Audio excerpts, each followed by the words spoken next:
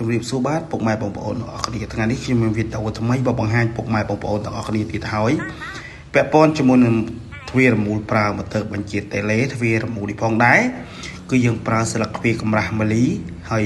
ភ្ជាប់ជាមួយនឹងម៉ូទ័រជប៉ុនដាច់ភ្លើងឲ្យយើងនឹងប្រើបានធម្មតា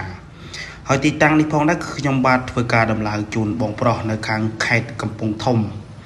ឥឡូវយើងធ្វើការដំឡើងរួចរាល់ 100% ហើយខាងសិប្បកម្មហ្វីលមូមានជ័យយើងខ្ញុំក៏មានសិប្បកម្មដូចជាលោកដុំនឹងរៀបដំឡើងទ្វារមូលប្រើទីងដៃនិងប្រើម៉ូទ័របញ្ជាតេឡេគ្រប់ប្រភេទនិងលោកដុំនឹងរៀបដំឡើងម៉ូទ័រទ្វាររបងបញ្ជាតេឡេគ្រប់ប្រភេទនិងមានលោកដុំនឹងរៀបដំឡើងសម្រាប់គ្រប់វ័យ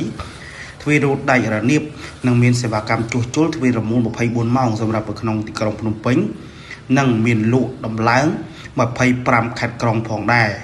បើសិនជាពុកម៉ែបងប្អូនមានតម្រូវការពាក់ព័ន្ធជាមួយនឹងទ្វាររមូលកុំភ្លេចណាតាក់ទងមកខាងសេវាកម្មហ្វីលមូមានជ័យយើងខ្ញុំមានសេវាកម្ម25ខេត្តក្រុងនិងសេវាកម្មរហ័សទាន់ចិត្តតម្លៃសមរម្យនិងមានការធានាត្រឹមត្រូវអរគុណច្រើន